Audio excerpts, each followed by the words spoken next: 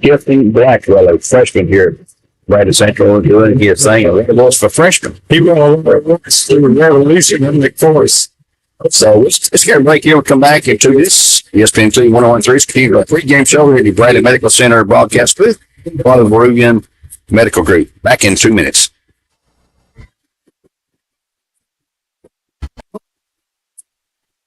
See.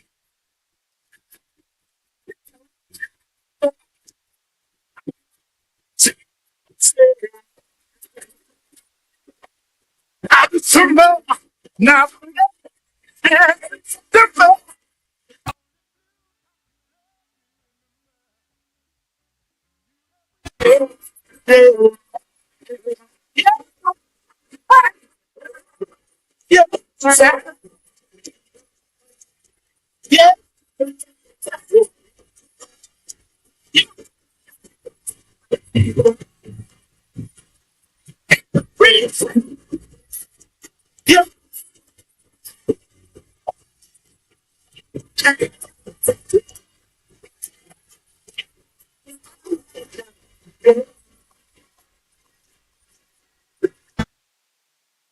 ERCC to me is a calling that God placed on my life to really step out in faith on something that I didn't think I could do, and it's been amazing to see how God's worked through it.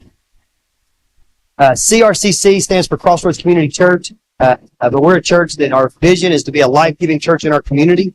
We do that through helping people know God, find freedom, discover their purpose, and then go make a difference. And so that's what we're doing every week, is helping people discover their jam and go make a difference. At your Geico local office, we know that time flies.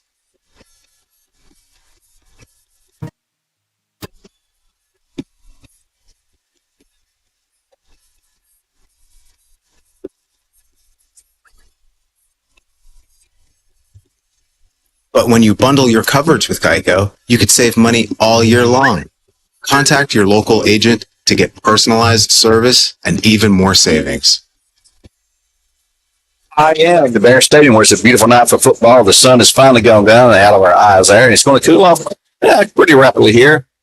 We've got the Bradley captains on the field. Let me give you those captains, the four of those folks. Number 61, Chris Myers, a junior, one of the big linemen. Number 22, Wallace Susquich, a junior. He is a defensive back. He's a running back, and he is a fireball, an emotional player. If you watch him playing on the field, you'll see what I mean about him. He is fired up like his hair is on fire, as the saying goes. Also, number 3, Jacob Gentry, one of the few seniors this year on the Bears team. And number 11, Tay Sheehy, one of those other seniors for the Bears. So there's your 4 tonight. Tonight's game against Red Bank is a non-region game being streamed live on the Bear Network, BCHS Bear Network on YouTube. Simply go to YouTube, search for BCHS Bear Network.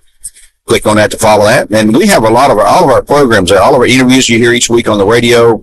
And we've interviewed the fishing team. We've interviewed the soccer teams. We've interviewed football teams and players. 25 or 30 interviews we've done already this year. All of those are out there on the Bear Network for your viewing pleasure. So this game tonight also streamed live through NFHS. They'll hear this broadcast and see the video that Mr. Gwen Schroer's AV class is producing with the students here at Bradley Central. So it's a lot of available to you in a lot of ways. We're also streaming this game live for the Loudon Redskin team, who are off tonight, but they're going to play Red Bank next week. They want to see Red Bank in action, pick up a few things there probably. I guess their coach is going to watch this live and listen to this, because that's where they'll hear it and see it. And WLNT 96.1 FM, so spread the word for your folks in Loudon are listening. They can watch this live on the BCHS Bear Network on YouTube there. So, and Steve, this is a perfect scene. The field looks absolutely gorgeous. Red Bank comes out and rips through their banner, wearing their white uniforms with blue helmets, and the Bears are wearing gold pants tonight with black tops. And I don't remember that combination this year. I know we've had gold in the past, but I don't remember seeing us in gold pants. But that's what they're wearing tonight on a cool, no wind blowing at all. They're flag poles just hanging limp as a noodle. The Bears are gathered in the end zone, preparing to run through the big banner they have, Bradley Central Football. It's the logo we use so many times. And also tonight, a very special night for a bunch of young ladies who went to the cheerleading camp. They're going to be on the field and performing a cheer somewhere along the lines. Not all the girls participating in the camp. When I talked to Jennifer Moore, I think she said they had about 100 girls are going to be there. At least 3 of them to be on the big field. These are girls like from, as she would say, if you're potty trained on up to middle school, because obviously they need kids that can take care of themselves in that way. And she said we had a great turnout here at Bear Stadium. So the captains are on the field now. Let's see who really makes some sense out of the captains. Looks like number 15, who is Logan McGinnis, the quarterback. He is a senior. Number 2 is Marquis Crutcher, a senior, 5'10", 175. No, it's 21. All right, Steve, are you dyslexic now? Well, he's turned sideways. Okay, Joe Featherstone, of course, he should be out there. Josiah Featherstone, 5'9", 175 pounds. He is their one of the record-setting running backs they have there, and looks like it'll be Featherstone and McGinnis, the 1-2 combo, quarterback and running back coming out for the Lions. Just 2 of them coming out, I think.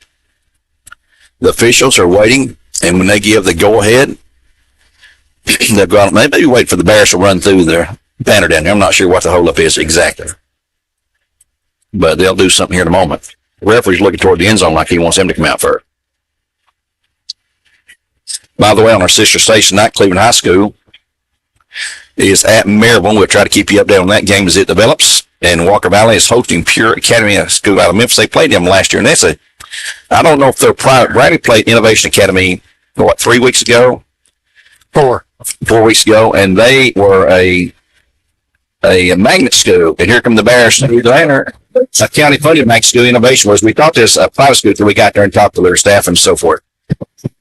The Bears are on the field in full uniform, waiting now for the official to give the nod for the go out there. And he's looking. I think he's waiting for the clock to get down to that point before we send them out there for the coin toss. You're listening to ESPN Cleveland 101.3 with Jerry Omba and Steve West tonight. We'll be here again next Friday hosting Cleveland High School in a huge can't overreach safe and importance in that game, the region matchup. And that will be for battling for seeding purposes in hopefully the playoffs for both teams. And here come the Bears out on the field for the coin toss. And that coin toss is brought to you by none other than Springdale Heating and Air. Old-fashioned, friendly, and always more than your money's worth. That's 479-6363. Springdale Heating and Air. Another one of our great sponsors. The officials are making introductions out there. The players are shaking hands. And the band's going to march off the field into the stands. We'll see them again at halftime. They won't be performing their normal show at halftime. They will post-game tonight, too, though. Official is going over the instructions. He's going to show them the coin he's going to toss. And the visiting team always gets to call the flip. From that point on, to see who they decide to, if they decide to take it, if they win it, or if they decide to defer. Most teams will defer to the second half, so they'll know at halftime. And there's the flip into the air. See who he taps on the shoulder. Looks like the Bears have won it. The Bears did win it, and the Bears will defer. Let's see which way the Red Bank Lions will want to run. They'll be receiving. They might receive. They can say, we want to kick it. Usually you receive, though. Red Bank will be receiving on the north end, the open end of the horseshoe. And so Bears did win the toss with his first, second half. Let's take a quick 30 for Cleveland All Square, and we'll come back to the kickoff here on ESPN Cleveland 101.3.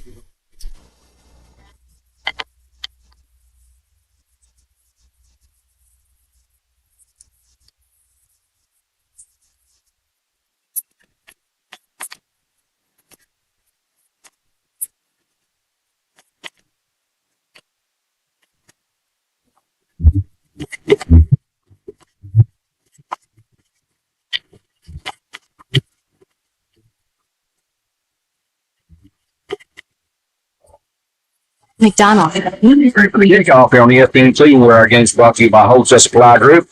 Bears in their black uniforms, gold pants, black helmets will be on the left side, kicking left to right. It's the south end to the north end. That's the open end. And I think most folks know that. See, 52 years ago, in September of 19 72, these two teams met for the first game ever played here in Bear Stadium. In a 6-6 tie after a horrible rainstorm hit in the first quarter. Had to clear the stadium, had to put the teams back in the dressing rooms when the lightning subsided, bring them back out, and go from there. Let's see who's going back deep. Looks like number 3, that will be Drayden Collier on this near side. And let's see in the middle, is that number 2, I believe? On the far side, looks like Caden Lovelace, number 1. And in the middle, can you see him, Steve? The guy in the middle, number 7.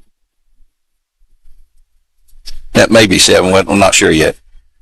Getting ready for the kickoff. And, of course, Holden White's going to kick off. Last week, kicked a field goal. Kicked 2 out of 3 extra points. Huge special teams play last week with a blocked punt by Tay Sheehy. Set us up at the 5-yard line in Hardin Valley territory, and we scored. And here comes a left footer's kick.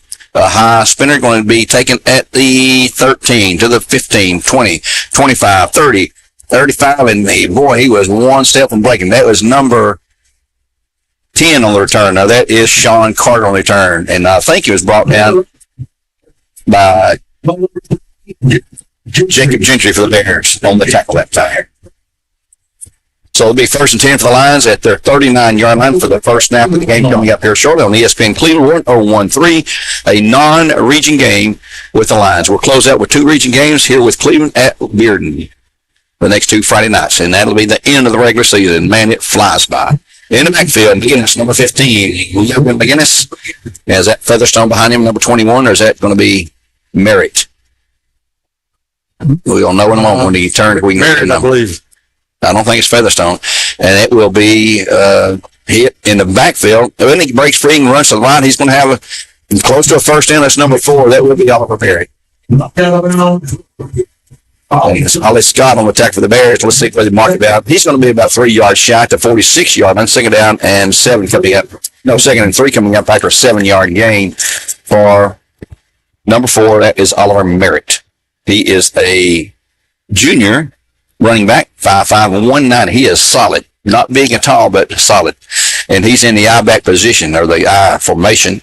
Trips to the left side. McGinnis keeps himself. No, he'll hand off to Merritt. He's not going to get but maybe a yard if that. Riley Susque's in on the tackle, along with the Bears. Zane McIntosh. Give him 1 yard, 3rd down and 2 coming up. Ball at the 47-yard line in Red Bank territory, the first possession of the night. And Bradley's defense has really been stout all year long and getting better. And it was just such a young team offensively and defensively that now it's beginning to gel and show some opportunities for success. They'll send double stacks to either side. And the backfield's going to be Merritt staying there. Not a formation you see a whole lot of. McGinnis ready for the snap. Takes it. Hands to Merritt. No, he keeps himself. He's going to cut upfield. He'll have the first and midfield down to the 45, looks like. Oh, he flipped it. Oh, he flipped it. Oh. And Red Bank keeps it. And he flipped it back down to 41, which we don't have on the roster. Anyway, he'll get the first down to the Bear 40-yard line. And T.J. Jones on the top of the Bears. Featherstone, he flipped that too. Is he wearing 41? Is he 24 out there? Okay, that was Featherstone then. Yeah, there he is. I see him now. Bear stays at the I-back position. 1st and 10, Lions at the just outside the 40-yard line in Bear territory now.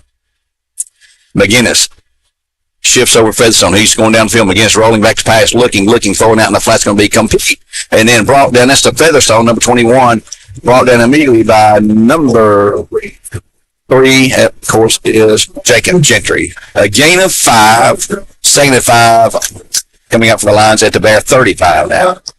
In the first quarter play, 10:05 to go in the period. Lions looking to the sideline now, get some instructions on the play. McGinnis with Merritt behind him. Featherstone out here now with trips to the left side. He's the inside man on the 3-man set left side. Bears set 3 down linemen. McGinnis hands it off to Merritt. And no, he's got the pass complete out here at number 3. We'll give his name in a moment. He's down to 30 on to the 22. That is Drayden Collier. Number 3 on reception. He'll go from the 35 all the way down to the Bear 22, gain of 13 yards. Jacob Gentry, number 3, on the tackle for the Bears. So Red Bank right now is using the passing game. They're averaging better than 125 yards passing, but 250 yards rushing. They are a dual threat offensively. Featherstone comes to the left side. Merritt, he's going to come back to the running back. Merritt goes out. One of the twins sets to the right side now. McGinnis set. Hayes Featherstone rolling to the right side. He is going to be hit and brought down short of the first down, about the 17, make it the 16-yard line, looks like. A gain of, let's see, 7 maybe? Moving back to the 17-yard line. Let's give him 6, 2nd and 4. A short 5, long 4. Call it. Ball at the Bradley Central between the 16 and 17-yard line. Twins right side again. Single man out here left. That's going to be Collier again for the Lions. McGinnis set. Hands to Featherstone into the middle. He's going to have the first down and pushes further down across the 15 to the about the 12. It looks like it'd be. I believe he's got the first down, and I don't believe he did get it. No, he didn't. He's saying a very short yard to go. Now they're going to say it is a first down. So it is a first down for the Lions. I think that's what, their third of this drive. And at 7:58 to go, they'll have first and 10 at the Bear 12-yard line now. The initial drive of the game. And that's the First Horizon Bank drive. Inside the Kia Cleveland red zone. Flipped to the running back, and boy, he got nothing that time. On the end around that time, it's going to be number 24, I believe. Yeah, 24. That's Jacoby Saley. That's S-A-L-L-E-Y. Maybe Sally. No gain. Kenyon Phipps on the tackle. 2nd down, 10 coming up for the Lions at that point. 7:20 in the first quarter play here. Our folks in Loudon, WLNT, are listening. Maybe watching on the Bear Network, BCHS Bear Network. Just go to YouTube for that. On 2nd and 10. 7 minutes to go when this ball is going to be snapped in the first quarter play. They've had the ball the entire time. McGinnis back. Hands to Featherstone. It's fumble and the Bears have it. It's fumble and the Bears have it. A mistake, and that's going to be covered by number 0, Jake Powell for the Bears. That'll stop the drive, and the Bears will take over. No, it's Landon Scott, number 8, not 0 but 8. Landon Scott, a senior running back and defensive back. Featherstone and McGinnis, it looked like maybe Featherstone was expecting the handoff, and it was just dropped. And right there, all over it was Landon Scott. We had him on the interview this week. That's a good time for him to get recognized. Bears come out that wing tee with Tyree Stovall, the only wideout. Very, very tight formation. Red Bank with 5 down linemen. They'll rush the line. Handoff will be breaking through there. Oh, landing early. That's going to be, I believe, Kenyon Phelps. Yeah. Kenyon Phelps, number 23 on the carry for the Bears. He will have a good 6 yards, 2nd and 4. 6-yard gain, 2nd and 4 for the Bears at their 24. He was so close to breaking that, because when you defense the wing tee, you usually put your lineman up there very close with your backers right behind the line. And if you can break that line at that point, man, you can go. And he's got some speed to burn. Yes, he does. 2nd and 4. Handoff this time can be Keon. He's got the first. He's to the 30. He's to the 32. And the 1st and 10 for the Bears in Cleveland Ford up to the 32. That's Beard on the carry. Number 23, Brayshawn Beard, 23 on the carry. 1st and 10 for the Bears at their 32 now. Their first possession. We're at 6:10 to go. Boy, that clock runs fast. David said in the pregame interview this would be a shortened game because both teams like to run. Both teams can show they can run. And the Bears, with a 1st and 10 at their 32, they break huddle. They huddle up all the time now for JSS.TN. And out of the wing tee, it's going to be, I believe, number 4. That's Kenyon Phelps on the carry. He'll have a couple of yards. Give him 2 to the 34. And he is, well, I thought he was slow to get up. He just waited for somebody to pull it. 2nd down and 8. In for the Bears will be Brady Lewis, a big fullback, tight end, H-back, wide receiver. Man, and punter. He can do it all, folks. He's a sophomore. He is a great prospect for a lot of things here on his football team. He'll line up the running back position. I'm sure Redbank has seen him run it, and he's a big, burly guy. And boy, he lays a pancake block, and here's a handoff going to be to Kenyon Phelps, and he'll be across the 35 to the 36, where it's going to be third down for the Bears. And let's call it short 7, but it's third down for the Bears. You need to move the chains, keep the drive alive at 4:55 in the first quarter of play here at Bear Stadium, listening to ESPN Cleveland 101.3. Cool, great football weather kind of night. Good crowd on the brighter side. Red Bank didn't bring much for crowd because they're on fall break this week. All the Hamilton County schools are. The Bears were there last week for the fall break. Knox County schools were in the fall break as we went to Hardin Valley and found out. Here come the Bears out of that wing T huddle. Cook with a handoff, and it's a miscommunication. He's going to be sacked for a loss back to the 30. He turned to hand it to someone. There's nobody there. We're lucky he didn't fumble that. Bears will have to punt it on fourth down, and Brady Lewis will drop back in punt formation. Dropping back deep for the Lions is number 2, I believe that will be, Marquis Crutcher. I believe it's number 2. Yep, he's back about his 35 right now. Brady Lewis, the sophomore, set the punt. Good snap to him. He punts it short, but high kick's going to not be returnable. And it's going to kick back to midfield. The Bears down right there at the 39-yard line, or 49-yard line. And that's going to be down by Maddox Hample. Let's take a quick 30-second break and return on ESPN Cleveland 101.3 in 1.5 minutes. At McDonald's, we're making changes every day to serve you better. It's what we're made of. And serving you better means fresh beef quarter-pounder burgers. Your burger, his burger, her burger. All cooked fresh, right when you order. Made from pure North American beef and just a pinch of salt and pepper. Because we think there's nothing better than a fresh beef quarter-pounder burger made for you, right when you order.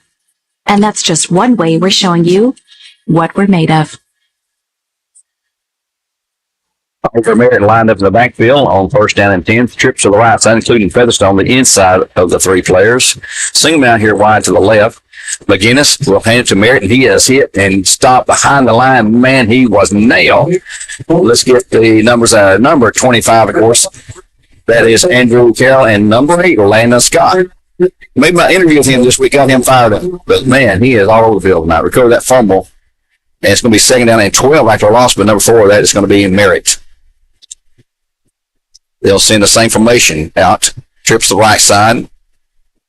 And now here to the left side, all alone is Drayden Collier. Featherstone is the inside man on the 3 wideouts to the right side. Merritt in the I-back position. McGinnis, back to pass, looking, throw it out in the flat's going to be complete. That'll be to Collier, and he'll have the first. He breaks away from attack on this down to the 35 and on to the 31 before we shove out of bounds by Tate Sheehy. It'll be a 1st and 10 for the Lions at that point. It's at the 30. You see where you can have there. 32 and a half looks like. You know, back to the 33-yard line, 1st and 10. The Lions at 2:59 down the quarter. And we are zipping through this. He did stop the clock by going out of bounds. We've had the 1 turnover by the Lions on their drive down about into the 20 or so. No, they were inside to the 17, yeah. Same formation again, trips right side. But now the halfback, Merritt, is to the left hip now of McGinnis. He drops back. He'll keep himself a quarterback draw. He's to the 30, to the 20, somewhere in the 25 area. Let's see, you're going to block now. 24. So we gained 9 from the 33 to the 24. It'll be second down and 1 coming up for the Lions. 2nd and 1 at the Bear 23. That was McGinnis on a planned quarterback draw. Coming in for the Lions, number 17. I don't have a 17. We'll just call him number 17. Now Merritt is back in the I-back position behind McGinnis. Trips again to the right. Same formation, running same formation every play. Spread offense here. Bradley showing signs of rushing in now. They'll hit the middle. He's got the first down. The second down coming up. Down across the 20 to the, let's see where we at, 17-yard line. It's going to be second down. A gain of right at 6. Just give him 6, 2nd and 4. Wallace Susquis on the tackle. Junior for the Bears, number 22. Clock's at 2.5 to go. Red Bank's second possession here. Bears had a couple of first downs, but then that punted away. Red Bank fumbled it to the Bears. That's how the Bears got it back. Again, the same formation. McGinnis now maybe changing plays. He goes into a quick squat right before the snap. He's back, passing out in the flat's going to be complete. That's Featherstone, and he's going to be breaking loose for a tackle. First down and breaks loose again to the 10 to the 5 or so. It's going to be first and goal in the Key of Cleveland red zone. Drive zone. So first and go at the 6-yard line. Closer to 5, I guess, or between 5 and 6. But first and go at that point at 1:54 and the clock running here in the first quarter play. Let's see how they stack up here. Featherstone's going to be in a deep tailback position. Now McGinnis is under center.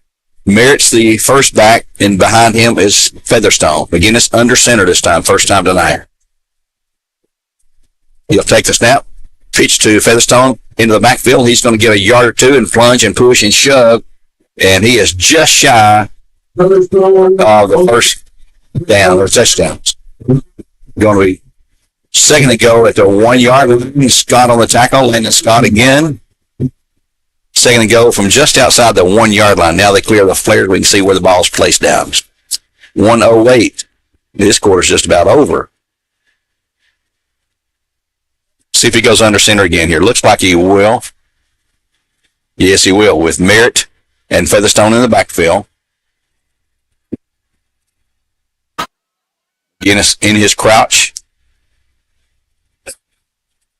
And he will hand off to Featherstone, and he will score the touchdown. So Josiah Featherstone at 42.6 seconds. 42.6. Takes it in after a 49-yard drive.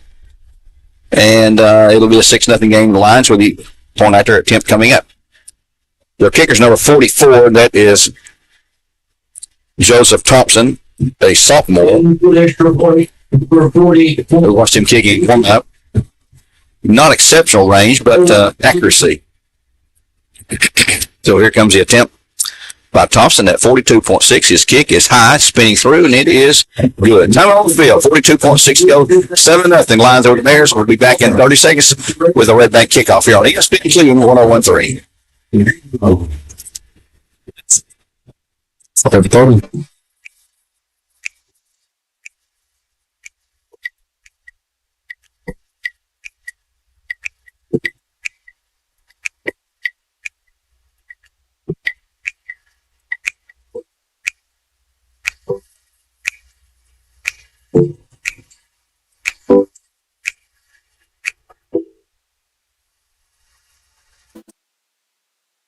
Right now you're wondering, what's next?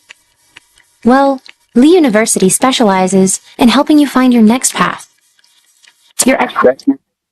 Central Bear Stadium on the ESPN Cleveland 101.3. Lions up 7-0, preparing to kick off. Walker Valley leading Pure Academy 7-0, and that should be a blowout kind of win for Walker Valley. Pure Academy, one of these magnet schools that just not the competitive level yet like you would like to be. So kicking off for the Lions, back deep for the Bears, Tay Sheehy, Ollie Scott, and also, who we got back there? Tyree Stovall, of course. Thompson will kick off again after adding the PAT. 7-0 Red Bank Lions at 42.6 in the first quarter play here on ESPN Cleveland 101.3. Gary Ombu with Steve Wills coming at you. Here comes his kickoff. It's a short pooch kick. We're taking a 30, and he will return it from 30-31, and he's not going to get very far, but to the. And is there a fumble? They're acting like there's a fumble. I don't think so. Nope. Bradley has it no matter what happened.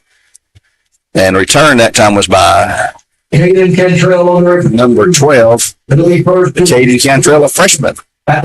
So he saw some quick action. They'll be first 10 Bears at their 34-yard line with 34.7 to go in the period now. Lions up 7-0 here on ESPN Cleveland 101.3. Back here next Friday night with the Cleveland Blue Raiders. Bitter rival of Bears coming across town and a region matchup in Region 2 6A.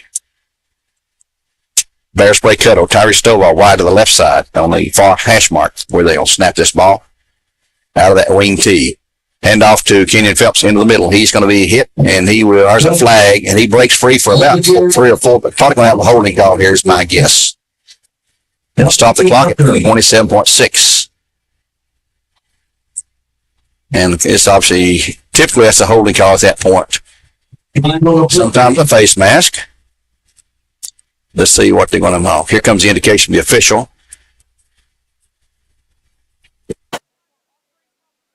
Mask, it is on the Lions. 15, that's a personal foul, 15-yard marker. It'll be a first and 10 for the Bears. And Cleveland Ford, that's a huge penalty. It'll push him to Lion territory down to the 36. We have first and 10 for the Bears.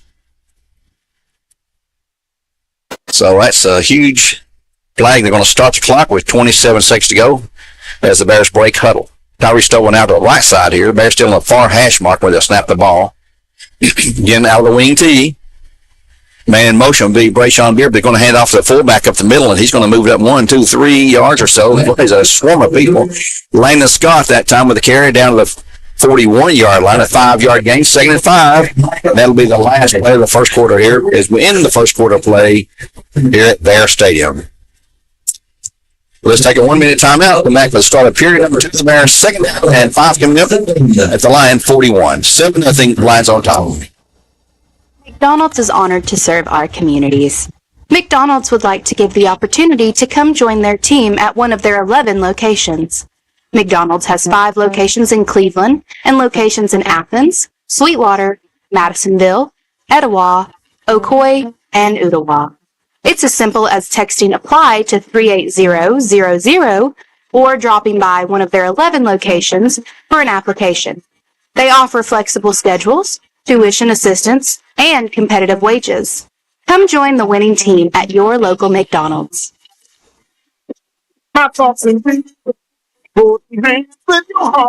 See, only you can know. I see, say, I need some more. Now,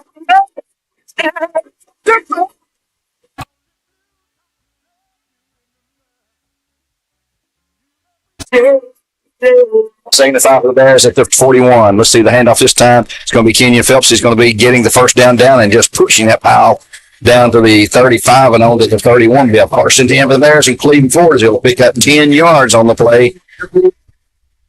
We're just in the second quarter, 7-0 Lions on top. They took their second drive and scored when Featherstone took it in from 1 yard out.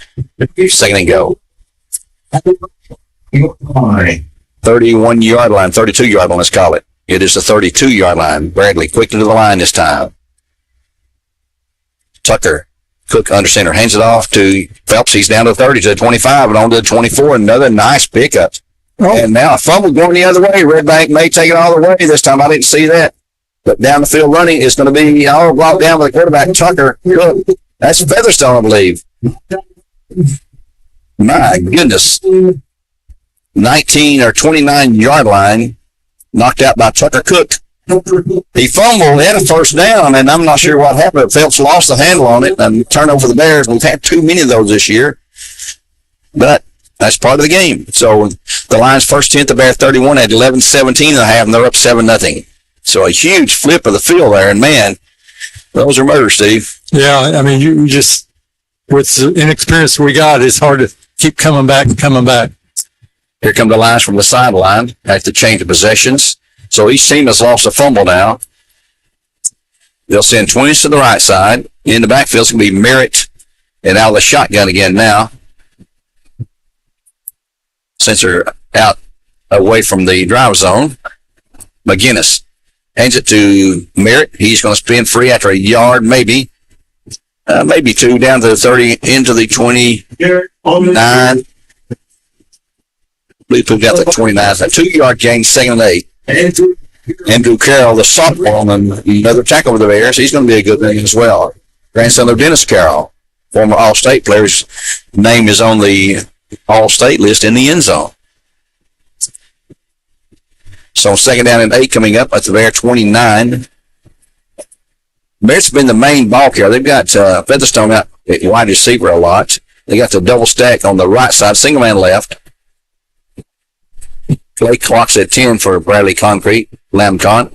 Hand off to Merritt. He's into the middle again. He's going to have, boy, just pushing that pile close to a first, down inside the 25 to the 22. Going to be short. It's going to be third down, but a couple to go. Maybe one. Let's see. They'll put the marker down at the third and a yard to go after a 6-yard gain. Jacob Gentry on the tackle there. It's 31 at the Bear 22. Lions trying to push in for another touchdown. They lead 7-0. We're at 10:02 to go in the first half now. Yeah, Maris, he's just a fire plug built below the ground. He's hard to bring down. Yeah, he is. 5'5", but 190. Now Featherstone's in the backfield. They'll overload to the right side. He's sort of in a slot back position, I guess you could call that there. Quarterback's going to roll out McGinnis. He's going to be chased down, but he'll be tripped behind. But he's going to have a first down at the Bear 11-yard line. That's McGinnis. 11-yard gain. TJ Jones, number 40 on the tackle. But McGinnis with 11-yard gain and another Red Bank Lion first down as they're in the Kia Cleveland drive zone. Very, very good crowd here tonight. And a decent crowd considering it's fall break for the Lions. They'll be at Loudon next week for you folks up there listening on WLNT 96.1 FM. Welcome to our broadcast tonight here on ESPN Cleveland 101.3. Twins left side. McGinnis back to pass, looking toward the end zone. They're going to be chased down, going to have to throw it out there, and he's going to throw it, and it's going to be almost intercepted on a diving try. The Bears by Ollie Scott. Incomplete. Third down and 10. No, second and 10. He was about to be tackled by, I believe, Zane McIntosh was on him quickly. He was running for his life and just dished the ball out there. Not a real good throw, a dangerous throw, actually. That's his first incomplete pass. Is it? Yeah, you're right. 4 for 5. 4 out of 5. They can do it either way. Yeah. Featherstone out wide left. Well, he is in a double stack. They got a triple stack out there. I've not seen that in a while, if ever. They really overload the left, so watch them throw it right here. Against the handoff to Merritt into the middle. He's going to be down inside the 10 on to about the 6. Tackle by Carroll. Only carry, tackle. Let's put him at the 6, at the 7, at the 7. Gain of 4, 3rd and 6 coming up now for the Lions. 3rd and 6 at the Bradley 7-yard line. A long time in the huddle this time for Red Bank. Looking to the sideline. Signal play in this time. First time I recall him signal one in. Trips left side. Single man right. In the backfield, it's going to be McGinnis behind him, Big Merritt. On 3rd and 7. Bears need to stop him here. McGinnis back looking across the middle. Incomplete. And a flag near the line of scrimmage will make a holding call. I would decline it. I'll give him another chance, but Coach Damon Floyd will call make the call here. It's holding on the Lions. They've had one penalty for 15 yards. And Coach Floyd, I think he's going to accept the penalty. Yeah. He had a wide open receiver over on the far side over there. I'm glad he didn't see it like we did. 10-yard mark off back to the Bears 17. So 3rd down. Bring up road. And about 17 to go, looks like. And 17 to the Lions. All back at the Bears 17-yard line. Clock stopped at 8:14 with the incomplete pass. Then the penalty. That's what happens a lot of time. You're trying to protect the quarterback, and it's a long time for the pass play to develop, so you end up holding. That's probably the most called penalty in all of football at any level, college, pro, or high school. Double stack both sides for the Lions. McGinnis out of the shotgun. Merritt behind him. The eye back. He drops back to pass again. Under rush. He's going to roll out, and he's going to be under heavy pressure. He'll throw a pass out in the end zone. It's going to be incomplete. Incomplete. Close to being intercepted. More of that is he's thrown into a pile of people, both defensive and offensive. So 4th down to 17 for the Lions. You know Thompson's going to come out and attempt a field goal. Let's see, the line of scrimmage is a 17. Back him up 7 yards to the 24. It's be a 34-yard attempt for Thompson. If they want to kick it. Yeah, number 1. No, number one's going to kick it. For the field goal for the Lions. No, that's Thompson. Yeah, Caden Lovelace, number one's going to hold it for Thompson, 44. From the 24-yard, making it a 34-yard attempt. Here's a place down. The kick is long enough, and it is Good. good. Timeout on the field at 7:38 in the half now. 10-0 Lions on top of the Bears. We're back in 30 seconds here on ESPN Cleveland 101.3, where games are supplied to you by Wholesale Supply Group. 10-0 Lions on top. Right now you're wondering, what's next? Well, Lee University specializes in helping you find your next path. Your education, your calling, your faith. Wherever you feel led, we know you can make a difference. That's why your Lee family will be with you to guide the way. No matter what twists and turns lie ahead, you can expect something great from Lee University. McDonald's is honored to serve our community.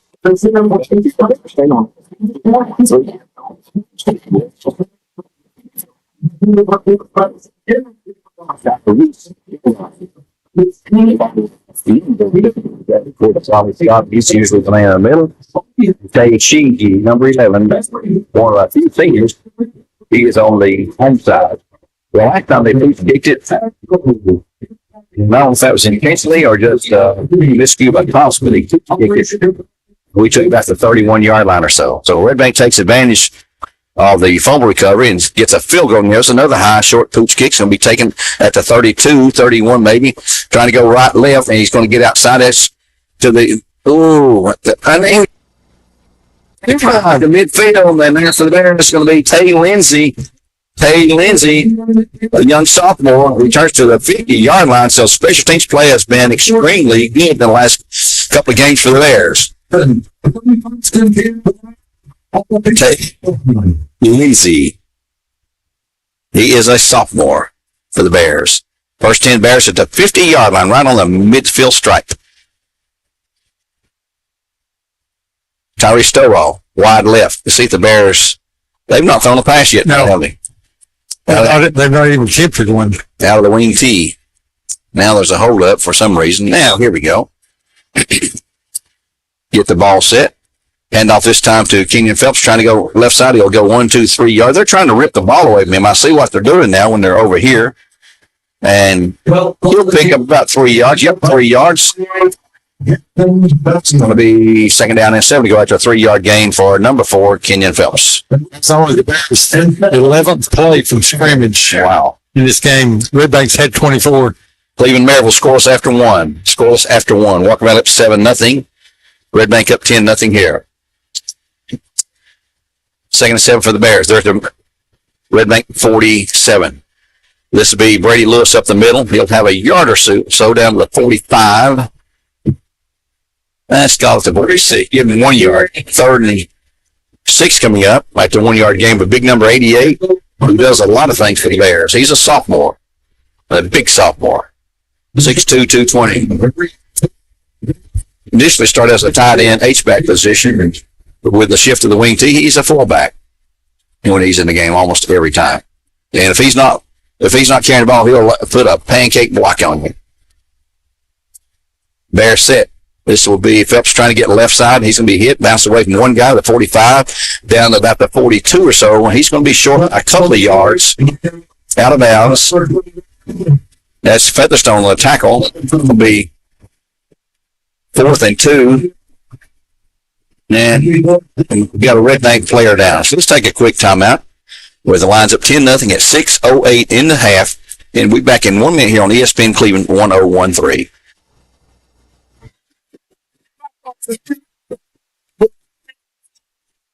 See.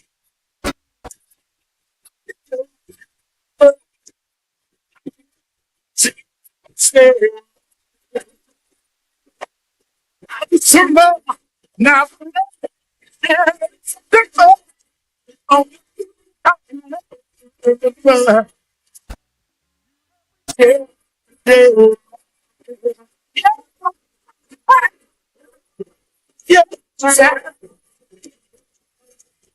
yeah.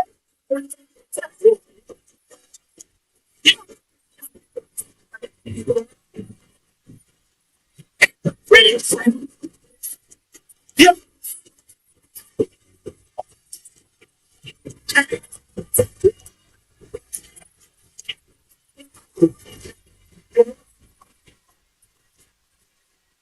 Bears on 4th and 2 will go for it at the Red Bank 42-yard line out of that wing tee.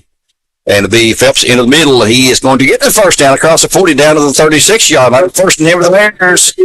Yes, he'll pick up 6 yards and the Bears first down and the Cleveland first down. So the Bears keep the drive line and move those chains. The injured player ran off the field, had a cramp, got up on this side and ran all the way across to the visiting side.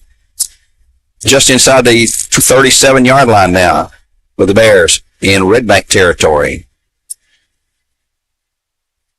Here goes Brayshawn Beard on the handoff. He's down across the 35 to about the 34, giving him 2 yards. Second down, 8 coming out for the Bears. Brayshawn Beard. Check up line. He's going to part away. We're at 5.5 to go. Clock is really running here in this half. Both teams running a lot. Here goes Brady Lewis into the game as Landon Scott will get a breather. They swapped the plays out a lot with the players taking into play. Tyree Stovall far to the right side all along. He's the only wideout we've had when we've gone to the wing tee. Brady Lewis at fullback. Kenyon Phelps goes in motion and they'll hand it. So they're going to pass it into the flat and Brady has it, but boy, they read that play and they're quick to tackle him for a loss. So the Bears' first pass is complete, but a 2-yard loss. 3rd and 10 from here, all at the 36-yard line. Loss of 2 is a well-called play, but he had no blocker there. And when he didn't have the blocker, he would have rambled if he'd had the blocker. But it was 1-on-1 and then got the best of it. Clock continues to run at 4.5 to go now. 10-0 Lions over the Bears. Non-region game for the guys from Chattanooga. They'll be at Loudon next week. Hand off. No, another pass coming up for Cook. He's looking, throwing out into the, intercepted. Right in the arms of number 2. That's Marquis Crutcher on the interception. So another turnover for the Bears. That's 2 tonight. No, that's not Featherstone there, Keith. That's number 2. So at the 35-yard line, we just chased out of bounds. It'll be 1st and 10 for the Lions at 4:15 in the half. So tough luck on the pass there from Tucker. So the Bears are 2 for 2, but one pass lost 2 yards and the other pass is intercepted. So they're 1 of 2 to their own teammates, but 2 of 2 if you count the catch by Red Bank. There come the Lions, trips to the right side. Bears still in the backfield. We've not seen Featherstone in the backfield, but just a play or so. Begins with a snap, back to pass, throws out in the flat. It's going to be complete behind the line up to the 35 and tackled down at the 40 or so. Brought down. The pass was complete to number 1, Caden Lovelace, and he will gain about 6 yards. Yep. 2nd and 4 coming up for the Lions at that point, out of bounds, so we'll stop the clock at 4:06.5. Bears home with Cleveland here next week. Lions on the road, or they're playing Loudon. I'm not sure where that game is going to be played. Red Bank schools are out, or Hamilton County schools are out on fall break this week. And there's a 3-man cluster package over on the left side. Single man out wide right, and they're going to signal a play in now. McGinnis with a handoff and hit in the back and brought down for a loss. It's Landon Scott again. Boy, he nailed him. For a loss back. It was 3rd. Let's see, going to be 3rd down to 8 now for a loss of about 5, I guess, 3rd and 5. So that helps things there. Clock running at 3:20 to go. 10-0 Lions. Here on ESPN Cleveland 101.3. Tyree Stovall going on as a defensive back. Coming out for the Bears, Tay Sheehy. Because they know they're going to throw it here. Trips left side again. McGinnis set. Back the eye back. And he will drop back to pass. Being chased over there. And being chased. And it's going to be hit and brought down behind. A good tackle that time. That's going to be, I believe, again, number 25. That is Andrew Carroll. He's having a breakout game here tonight defensively for the Bears. It's going to be 4th down and 6 to go, almost 7, and Bears will take a timeout, and we'll take one along for Milligan Banks. Back in 1 minute on ESPN Cleveland 101.3, where games are supplied to you by Wholesale Supply Group. CRCC is a calling that God placed on my life to really step out in faith on something that I didn't think I could do, and it's been amazing to see how God's worked through it. CRCC stands for Crossroads Community Church, but we're a church that our vision is to be a life-giving church in our community. We do that through helping people know God, find freedom, discover their purpose, and then go make a difference. And so that's what we're doing every week, is helping people discover their jam and go make a difference. At your Geico local office, we know that time flies.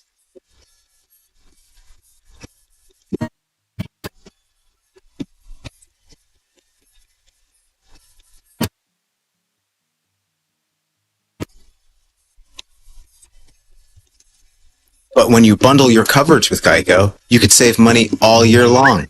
Contact your local agent to get personalized service and even more savings.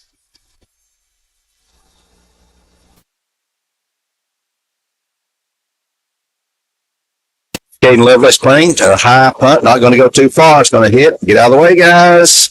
It's going to hit and take a little bit of a red bank roll before it kicks to the side and it will roll dead at the 29-yard line. The Bears will take over, 1st and 10 with 2:34. Two-time that's remaining for the Bears here in the first half of play. From Bear Stadium on ESPN Cleveland 101.3. Also on the Bear Network, BCHS Bear Network on YouTube, the NFHS Network.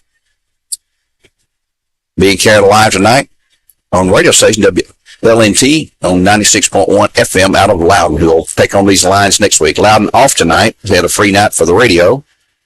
Contacted our station here at Mix 104.1, said, hey, can you guys carry that? Or can we sort of piggyback that game and broadcast as well? So they're picking up our signal for Loudon folks. Out of the wing tee, near hash mark, Kenyon Phelps into the middle. He's going to be to the 30, to the 32, 3, 4, 5. Man, he does not go down easy. He's got 6, 2nd, and 4. And here's one place where the wing tee will eat up some time. Clock running at 2:18. There's plenty of time at their 35, 2nd down and 4 to go after a 6-yard gain by Phelps. He's been a workhorse. And here goes Phelps again to the left side. And he will bounce away. He just keeps bouncing away, and he keeps fighting and kicking. He's going to have a couple of yards. Going to be short. 32 coming up to Bear 38. That's well under 2 minutes to go. He just keeps his feet moving, looking for those holes to bounce through. If you can do that, you see he's got strong legs, you know. That's what you do. You just keep pumping those legs. And it's legal now to push the pile as long as you not have your hands directly on the kicker. I'm on the runner. I'm not thinking about the kicker. And on the right side, trying to get to first, and he's got the first down across the 40 up to the 43 again. That's Landon Scott in the fullback position.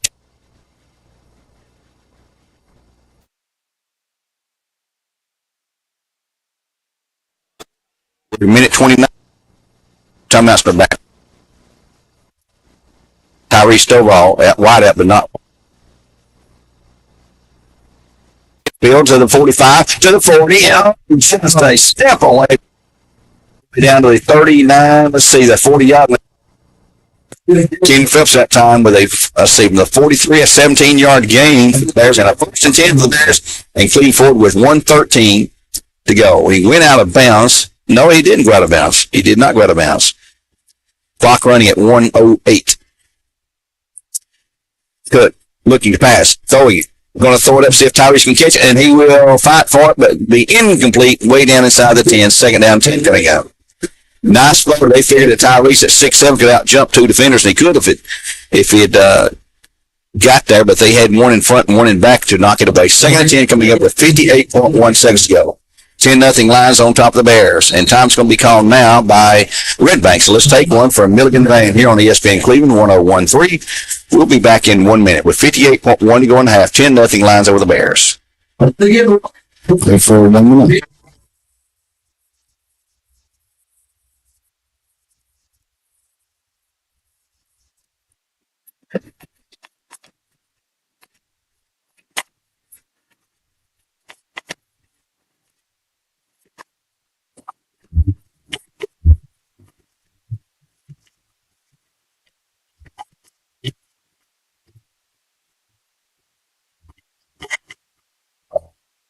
McDonald's, we're making changes every day to serve you better.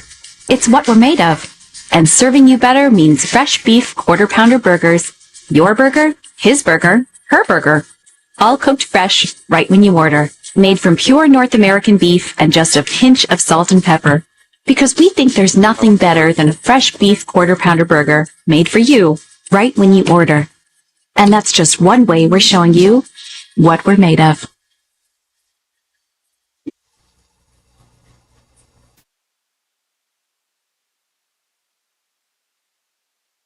And from Cook to Parish Stovall, it's going to be 3rd down and 10. Now we'll have the Ellis Ace Hardware scoreboard coming up for you at halftime here on Mix 104.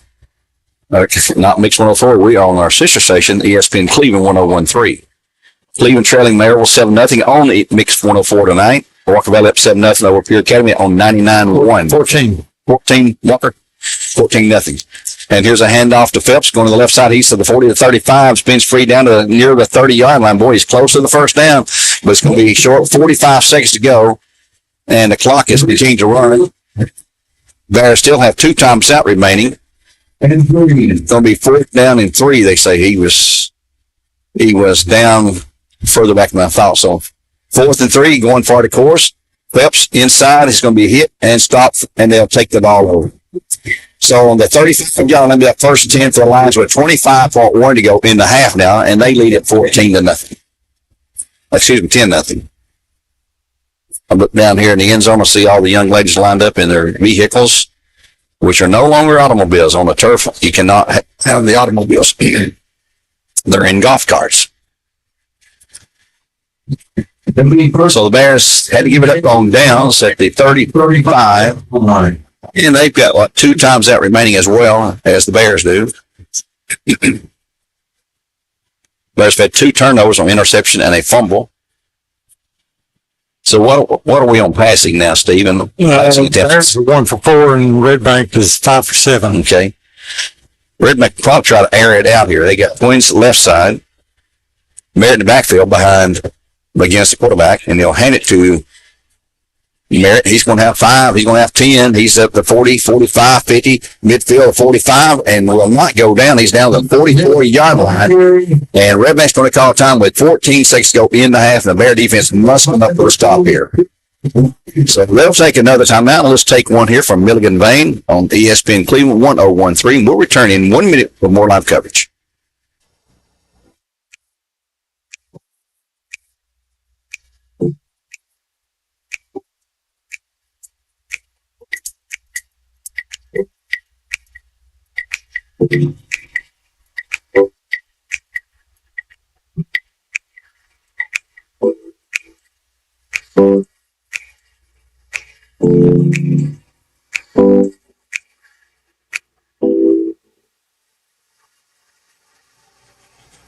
Right now you're wondering, what's next? Well, Lee University specializes in helping you find your next path. Your education, your calling, your faith. Wherever you feel led, we know you can make a difference. That's why your Lee family will be with you to guide the way. No matter what twists and turns lie ahead, you can expect something great from Lee University. McDonald.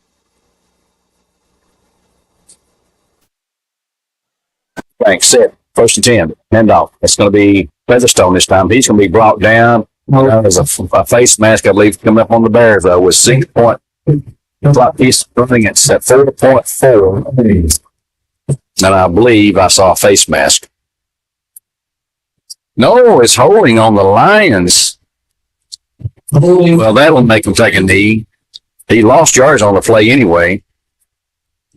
Mark off 10 yards back in their territory to the 45. Looks like they'll put her down there to 46. Going to repeat 1st down. It's going to be 1st and 20 to go. There's their 3rd penalty for 35 yards. Yeah, they're getting major penalties.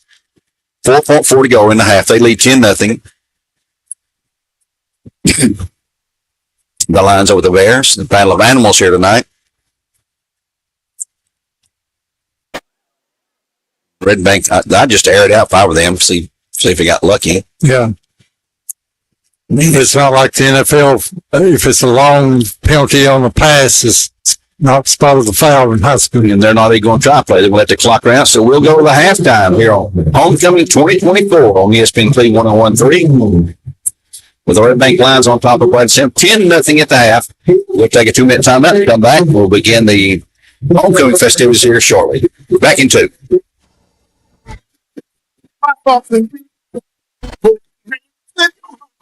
See, I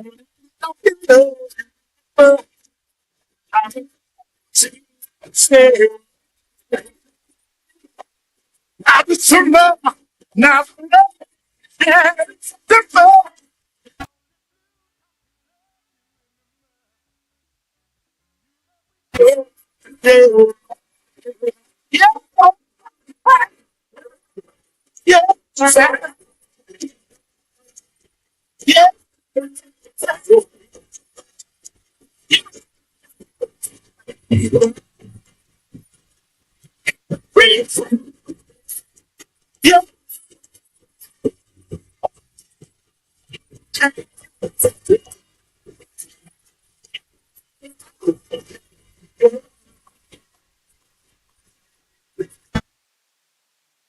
CC to me is a calling that God placed on my life to really step out in faith on something that I didn't think I could do, and it's been amazing to see how God's worked through it. CRCC stands for Crossroads Community Church, but we're a church that our vision is to be a life-giving church in our community. We do that through helping people know God, find freedom, discover their purpose, and then go make a difference. And so that's what we're doing every week, is helping people discover their jam and go make a difference. At your Geico local office, we know that time flies.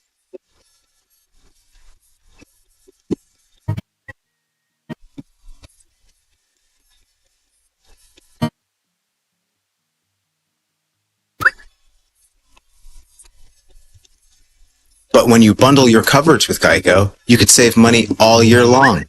Contact your local agent to get personalized service and even more savings.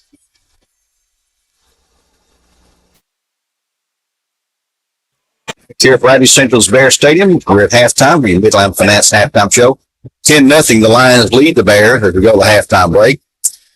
Both teams dealing mistakes. Bradley had 2 turnovers. The Lions had 1. Lions with a lot of penalties, and especially the last one there in the first half that got them. Right now, the young ladies who are the Queen's Court freshman, sophomore, and juniors coming out, and the senior, I think the girls that will be, one of them will be crowned queen, are already down on the field on the far side. They'll introduce the underclassmen first, I believe, is how they'll do this. I'm not sure. We'll see as it develops. And we'll have it live for you here on ESPN, Cleveland 101.3. At halftime, Maryville up 4, or not halftime yet, Maryville up 14-0 over Cleveland. The Lions lead here 10-0, and Rock Valley was up 14-0 in their game there. So shutouts going on at all 3 schools, including the one here at Bear Stadium. See if we can get you some scores coming up here in a moment. Elvis Ace Hardware scoreboard, and we'll get Steve's stats, brought to you. It's not theirs getting to me now by Waste Connects here. Looking at some scores off interest around the area. Old Region 4 William Blunt over Dobbins Bennett, 7-0 in that game at Dobbins Bennett. Farragut leading Jeff County 10-3 side as a Region 4 right now. This year, Farragut 10-3 over Jeff County. Farragut started 0-5. They won the last 2 weeks, so they figured something out. Daniel Boone trailing Sevier County 28-0 in the first quarter play there from Sevier County. Sevier County still unbeaten at 7-0. We have Elizabeth 7-0 over Volunteer. In the second, Region 2, Red Bank. Now, as I said, 10-0 with the Bears here at halftime. Gibbs over Morristown East 10-0. Bearden 7, Oak Ridge 6 in the second quarter at Bearden. 7-6, Bearden over Oak Ridge in the second quarter play there. Powell over Knox Central 14-0. Maryville over Cleveland 14-0. That is nearing halftime. Knox also leads South Doyle 21-7 in the second quarter play there from South Doyle. Heritage over Lenore City 35-0 in the first quarter. That says 35-0. Heritage leading Lenore City in the first quarter play there. So I'm not sure that score is right. Heritage 3-4, Lenore City 5-2. That hard to believe that score there. Meigs County and Polk clashing. That's our mixed TV game tonight. Meigs up 7-0 near the end of the first quarter there over Polk County. We'll get an update on that as the night rolls on.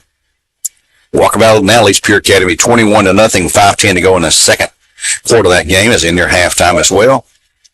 Everything else going to be in the central time zone, so we have very few scores reported at this point. But in the private schools, it's Grace Christian leading Knox Webb 14-7. In Knoxville, it's Grace Christian of Knoxville leading Knox Webb 14-7.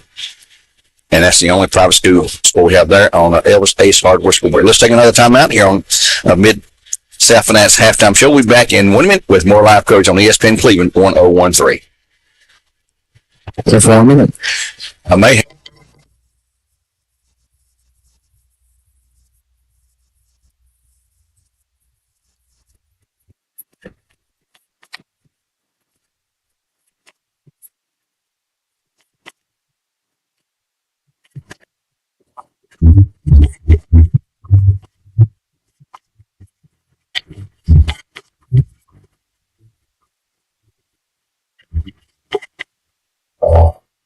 McDonald's, we're making changes every day to serve you better. It's what we're made of. And serving you better means fresh beef quarter pounder burgers. Your burger, his burger, her burger. All cooked fresh, right when you order. Made from pure North American beef and just a pinch of salt and pepper. Because we think there's nothing better than a fresh beef quarter pounder burger made for you, right when you order. And that's what it's halftime. Let's give us your Avery Brooks first player and senior being introduced. Alyssa Cross. There's Alyssa Cross, the second young lady. We'll let Mr. Keith Freeman do some PA announcing here as well. Is our third homecoming candidate from the 12th grade, Miss Lady Inman. Lady is being driven by her father, Mr. Wes Inman. Ladies and gentlemen, Miss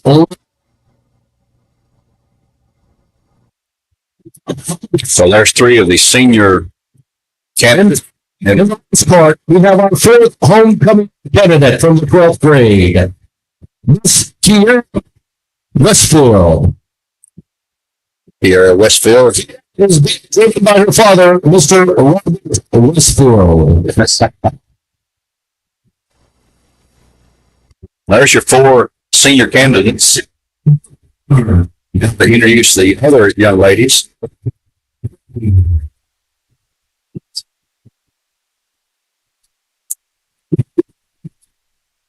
You're listening to ESPN Cleveland 1013.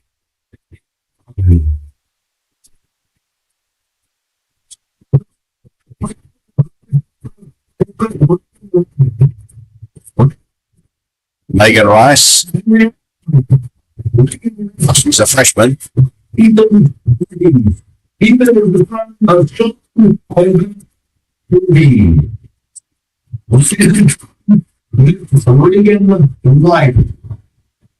think she is vote on the homecoming queen.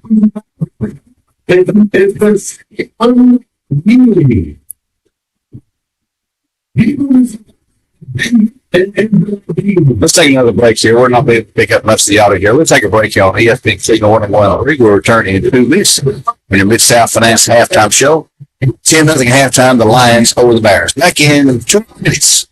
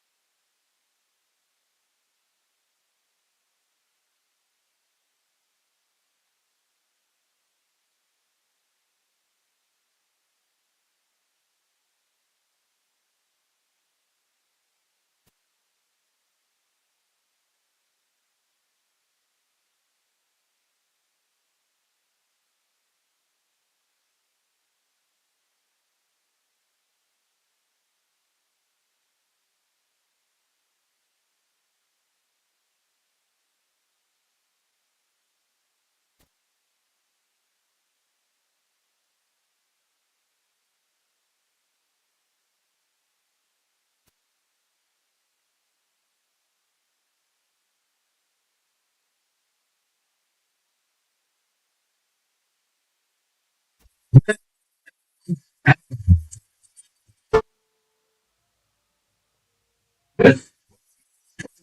the second junior representative is in the entering corner. Moving out is escorted by Austin Walker. Then is a son of and Julie Walker. Well, ladies and gentlemen, Miss Libby and Back here, Bear 7 ESPN Cleveland 1013. We're in the middle of the Mid-South and halftime show. Now, homecoming festivities going on. We'll turn the mic back up to Steve Freeman's narration of this. Brewer. It's the first representative of the senior class. Avery, Avery is also and Christy Brewer. the queen out of it. A member of the Fellowship of Christian Athletes and a member of the National Honor Society, Men's Club, Student Council, League Two, and Bachelorettes. She is also a member of the back-to-back girls basketball state championship team. Avery enjoys reading her Bible and spending time with family and friends. Her favorite Valley memory is winning 2 state basketball championships. After graduation, Avery plans to continue her basketball career at Stanford University. She plans to major in biology, and to become an orthodontist. Avery is escorted tonight by her grandfather, Mr. Charles Brewer. Well, ladies and gentlemen, Miss Avery Brewer. You can usually tell by the crowd reaction which Our win this.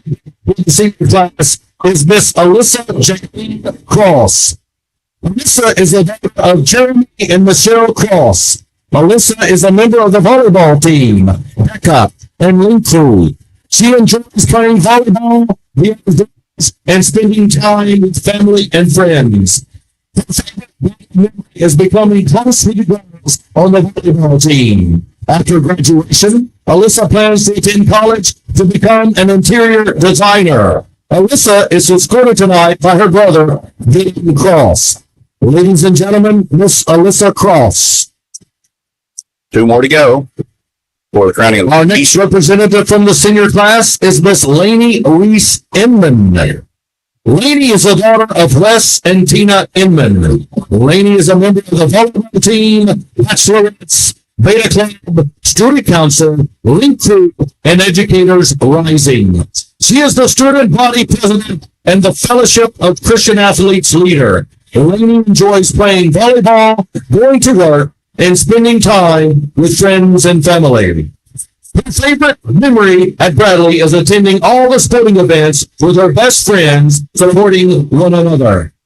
After graduation, Lainey plans to continue her volleyball career at Lincoln Memorial University to study secondary education in mathematics. Ultimately, Lainey hopes to one day come back to teach and coach at Bradley. Lainey is escorted tonight by her father, Wes Inman. Ladies and gentlemen, Miss Lainey Inman. And one final senior candidate. Our final representative for the senior class is Miss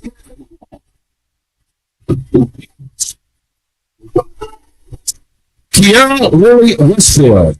Kiara is the daughter of Robert and Tommy Lynn Westfield.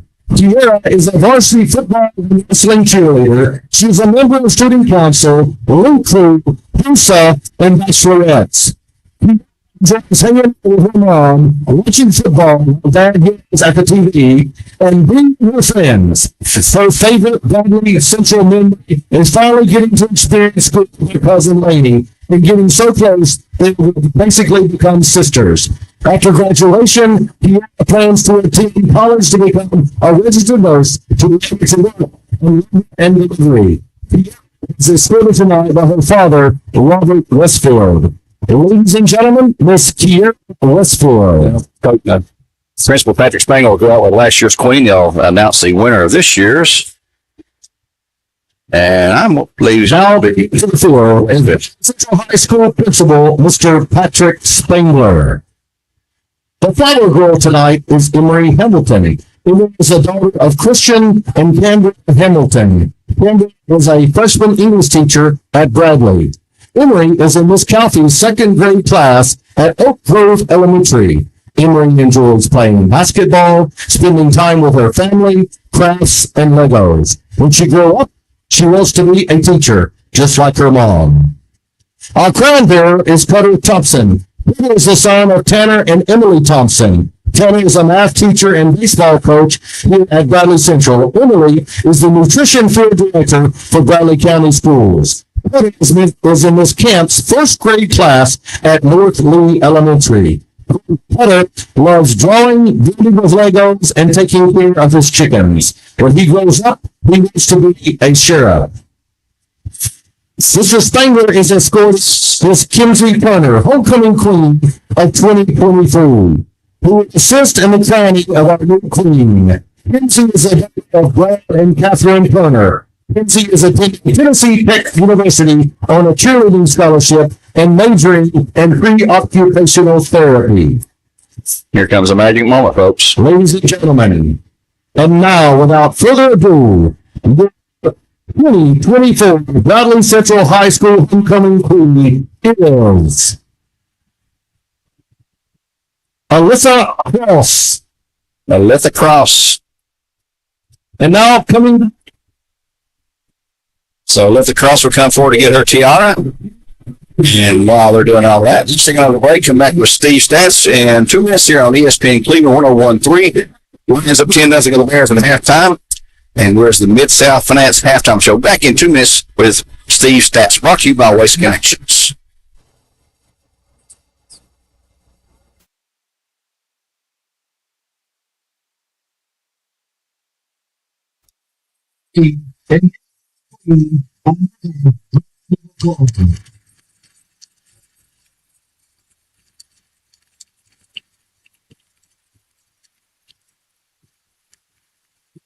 A special thanks to the owners of Big O's for sponsoring the golf course tonight. Go visit them on Dalton Pike for all your golf park needs. We would also like to thank Mr. Pollitt, as well as the Bradley Central High School Band for music tonight. We want to thank Terry for the beautiful and we would also like to thank ECHS administration on the student council for coordinating the halftime festivities. Ladies and gentlemen, your 2024 Bradley Central High homecoming tour.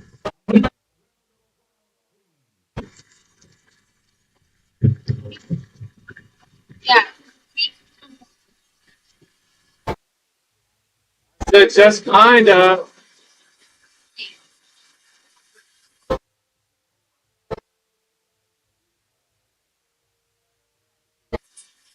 I was just.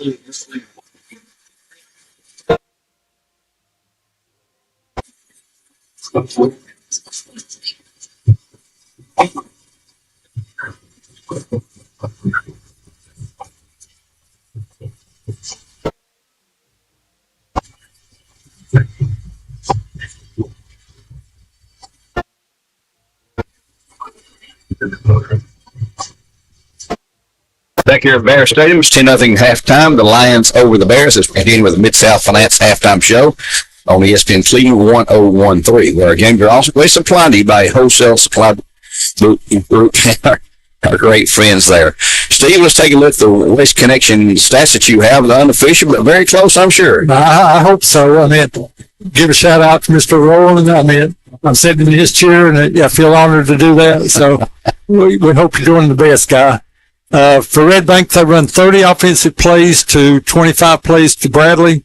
They rushed the ball for 104 yards and passed for 55 for a total of 159 yards. They were 5 for 7. They had 3 tackles for losses. They also had 3 penalties for 35 yards. For the Bears, they run 25 plays, 82 on the ground, which that wing T is going to just eat up ground time. Yep.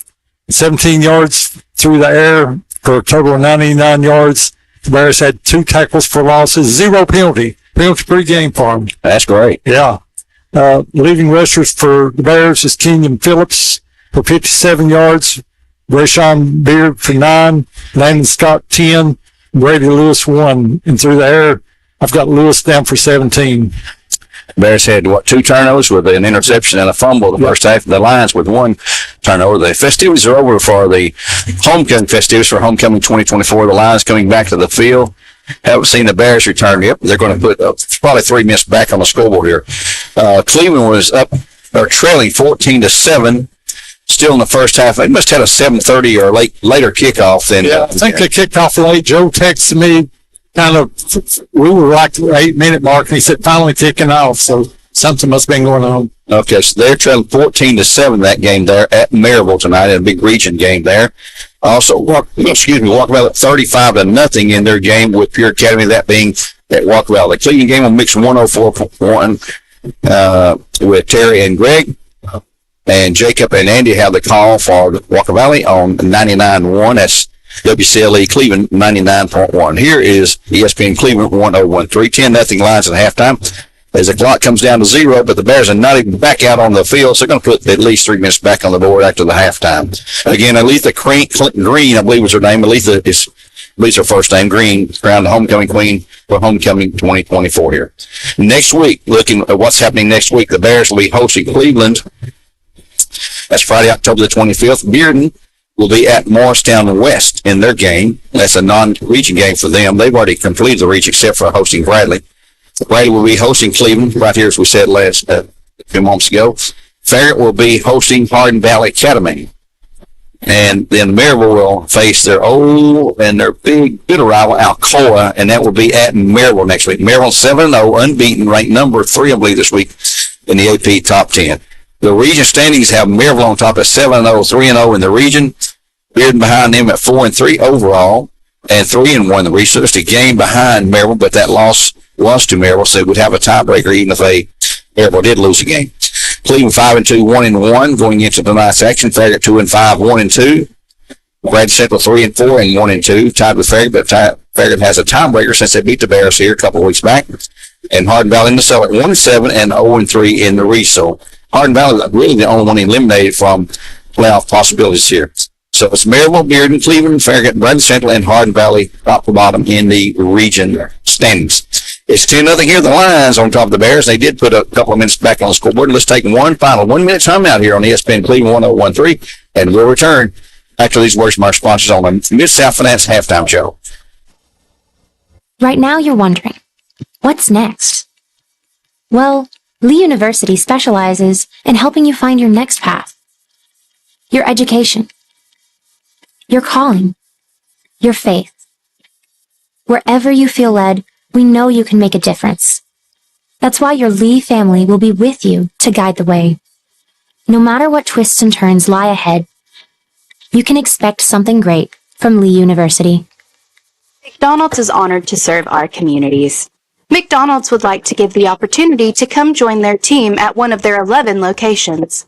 McDonald's has 5 locations in Cleveland and locations in Athens, Sweetwater, Madisonville, Etowah, Ocoee, and Ottawa. It's as simple as texting APPLY to 38000 or dropping by one of their 11 locations for an application. They offer flexible schedules, tuition assistance, and competitive wages. Come join the winning team at your local McDonald's.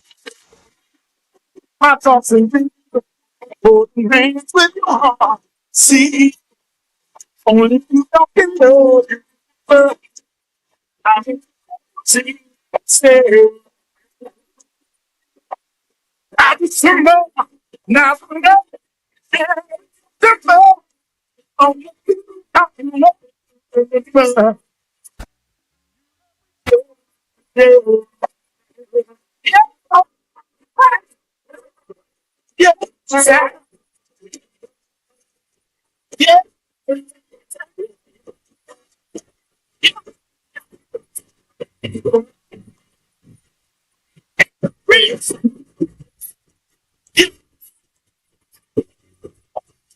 Updates, quick scores for you while we can. Farragut in our region is leading, I lost the score now. Yeah, 10-9 over Jefferson County at halftime. That is at Jefferson County.